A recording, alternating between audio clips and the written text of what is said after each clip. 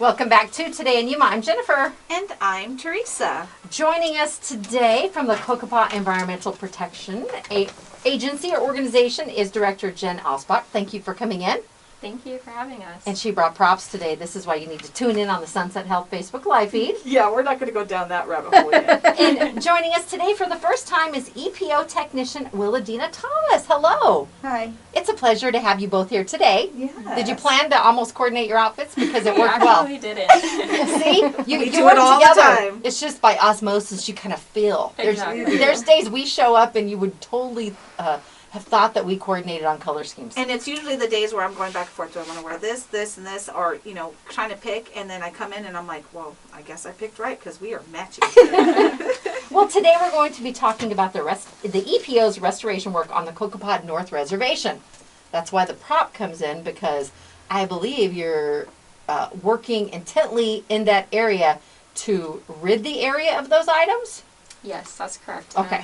So yeah, we did bring a stock of Phragmites here. This is the invasive weed that we are trying to clear out of the North Riverbank.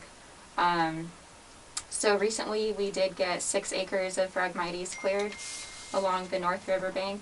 So now the push is on to maintain the area and revegetate it with native trees that are of cultural importance to the tribe, like the cottonwood and willow trees. So that's where we're at now, and we're really excited about it. Now, we know that they're invasive. How quickly do they regenerate? And that was going to be my question. Are you actually having to use big heavy machinery to get them out, and do they grow back? Yeah, that's a great question. So we did work with local contractors to get the 6 acres done, and it was cleared out with heavy equipment, like an excavator. And just to give you an idea of the regrowth, that work was completed towards the end of March, and the stock of Phragmites that we brought in, this is about 3.5 feet, and this is new growth. Really? So, yeah, this was all grown, within the last month. Oh, wow. So it grows back really fast, and, it has pointy edges. They do have sharp tips on there. Yeah, they're quite thick, so. Well, this is one of the challenges too. I'm so happy for the collaborative effort by the community groups who've come in to help clear off the 6 acres, right? Yes. To start with, but in order to get down to have access to the river, there's a reason that you need to get to the river. And by clearing out the Phragmite and other items that are in the way makes that process simpler. So when you have them grow back that quickly too, maintenance is essential. Yes. Now, what is the purpose of getting close to the river? Is it to take samples and do testing? So Willa, maybe you want to talk about that? Yeah, we usually we need to get to the river for the water samplings. We take in the 6 acres that we cleared, we take 3 samples in that area, and for the past couple months we were not able to get to it because of the Phragmites, and with the tips being sharp and stuff, even to try to go through it, it will cut and scratch you. That's why we have to wear our protective outfit, clothing to get in that area. And for me, as a tribal member, it's important to get to the river because our tribe is considered the river people. Right. And with this being a wall to the river, we're not allowed to get to the river or see the river or just experience the river. Right. Well, the river's been the lifeblood of a community. Yeah. I mean, look at even here in Yuma, the river is kind of what put Yuma on the map at the national, not international level. So all areas need to have that unrestricted access. And when you're dealing with these basically razor bushes. Anybody that has, obviously the city of Yuma has done a great job with our east wetlands and west wetlands areas. They too were clearing out all of these Phragmites to try and make the river more accessible to people. So even if before all of that started happening, anybody that was going down there, if you wanted to get to some of your swimming spots, you were trekking through some of these, and you know exactly how they feel. And when your community and like you said, your tribe, you guys are you river people. You need to get to that water, and so it's important for you guys to get those out of the way. But what I love is that you ladies have been very, very busy on basically growing and tending to these little baby trees, and that way you could replant them and get rid of all of these. Yes. We were fortunate enough to receive that donation earlier this year from the Audubon Society. So we got 50 willow trees and 50 cottonwoods, and those did come from an outside nursery. So we've been busy getting those into the ground. But also earlier this year, we did take our own cuttings from trees already on Cocopah tribal lands. So we've been working on propagating those and caring for those in the nursery. That is so important, getting some of the native vegetation back into the area. And if someone is looking from afar, they may see the Phragmites lining the edge of the river and thinking, oh, that's just tall brush, tall grass. We'll just go right through it. But until you've tried it, it's not easy. You don't have an appreciation for what Jen and Willadena and their crews have done to clear a lot of that out. Now, it's a 6 mile or a 6 acre area that's been worked with thus far. Is more going to be cleared? Yes, so that is a primary goal of the Environmental Protection Office, is to restore all land along the riverbank for the Cocopah tribe. So we continue to seek out funding opportunities. We actually just heard that we received a new grant, which will be starting soon. So we're going to continue right along the riverbank and just keep this effort going. It's really important to the tribe, so it's one of our greatest missions. Oh, that's awesome. Now, Willadena, give us an idea of what a normal day for you might look like at work. Are there ever normal days? No, we don't have normal days. Pretty much normal day is where I'm out there at 5 o'clock in the morning, and basically get out. Because we planted the trees, I got to go and water all the trees that, just to help them along, and basically hook up I have a water dog with 500 gallons of water, so I just go through the area watering all that, water the trees in the nursery, and go out, and I try to keep the Phragmites from growing back. You see them, you pull them out? We actually use a hoe, or we try to use brush cutters and that's it's basically like what is it? The weed eater. Like a weed eater, but with blades on it, so it's constantly cutting them that way. We're trying to figure a way so that they don't grow back. I mean, that's why when we plant trees right in the area, the trees kind of overtake the Phragmites. Okay, good. Yeah, exactly. Good. So there's just a lot of maintenance that's done. Yes. Now, when you're dealing with the Phragmites, what type of root system do they have? Do they come up easy, or I know it's thick. It's like a thick kind of sugar cane or piece of bamboo. How hard is it to actually get the root system out? It's really difficult. The roots are really thick, and they go down a couple of feet. So even when we're planting the trees, we hear about other people, planting trees. It sounds like a really easy thing, but we have to cut through those first and clear out an area. And then they do have rhizomes, which are like horizontal root systems. So they can, those are underneath the ground, and then they can sprout back up in another place. Oh, so really? it is. So it is so it's important to intense. get these trees in there, the cottonwoods and the willows. Yes. The gift that keeps on giving. It's great.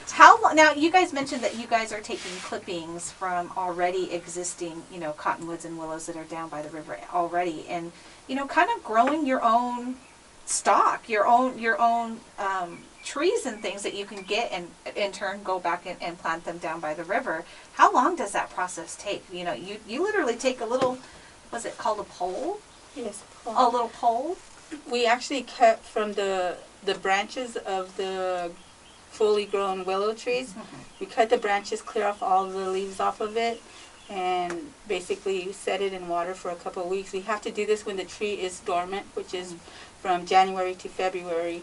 And as soon as we get it in water, then as soon as it starts to heat up a bit, then you can see all this, new growth on that, and the rooting system coming in. So basically is how we get our willow trees. Okay. We mentioned the 50 seedlings that were obtained through the Audubon Society. Do those, because they were not grown here in the Yuma community, I'm thinking, which kind of takes a little bit better in the soil down by the river? The ones that you're taking from the trees that are already native to the area?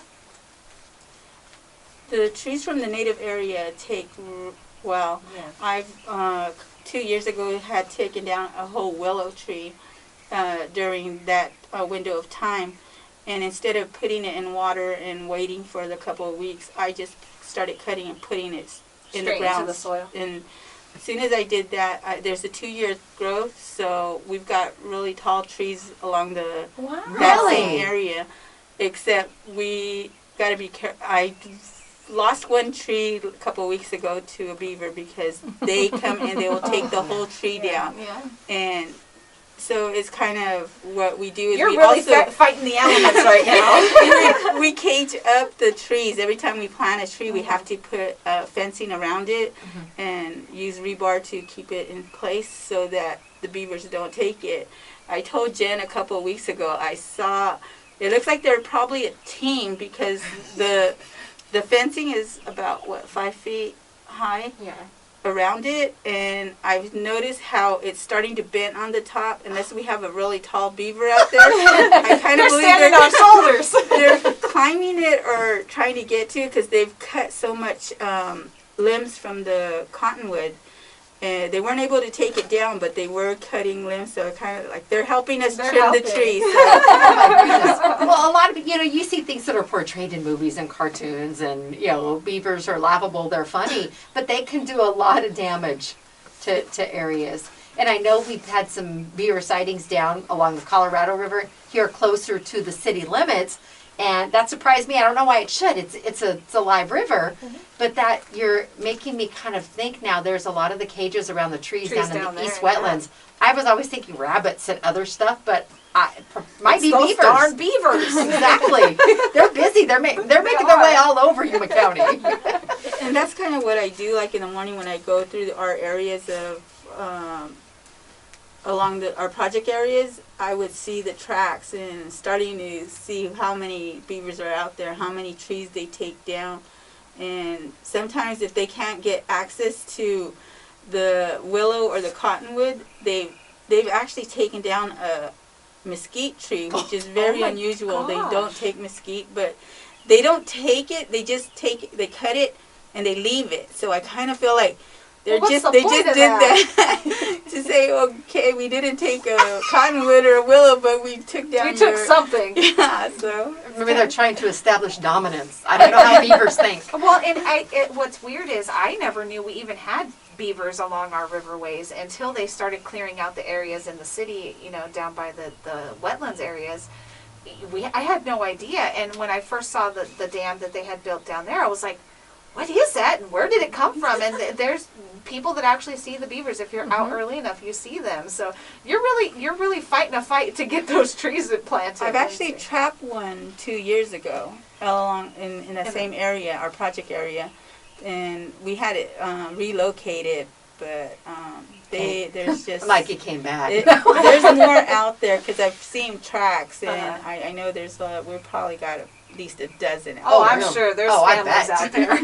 Well, Stella says hello, Willa and Jen. Well, I think what you ladies are doing is awesome. I mean, and to be outside all day long, especially in this Yuma heat, it cannot be fun. But it sounds like you guys have a fun time trying to do this restoration project for your area down there.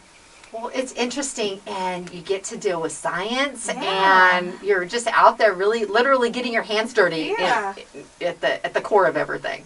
Yeah, I think that's what makes it special. It is a small team, but I think that is part of what makes it special because we have such a connection with the trees and those are your babies. Yeah. And we know them so well, we'll talk about them daily and which one needs more care than the others and stuff like that. So Do you guys send each other pictures of the trees? Oh yeah. my son has a potted plant and he had to replant it. He named it Carl, and the pot says Carl the plant. And I said, that's my grand plant. Because she doesn't have grandbabies yet. Yes, so I'm going to start sending plant photos to people of my grand plants. Yeah, Well, thank you for joining us. We're excited about the Yeah. new grant too and the progress being made down there. Please keep us updated on what's happening. Any other big plans coming up to do large area clearing too, similar to the 6 acres. We want to keep the community apprised. And Definitely. thank you both for what you're doing. We appreciate Yes, it. thank you. And your whole team. I know it's a team effort. Yeah, we really appreciate the chance to share our work with the community. So thank you for having us on. And there are additional ways. I know that Cocopah Now, the channel on YouTube, you can see the videos and the various things that are taking place. They're really active on there too. So thank you for joining us. Thank Thank you. you so much. We are going to take our Lotus Day Spa and Salon selfie out in the courtyard with Willow and Jen. We'll be back with Brisa Garcia after the break.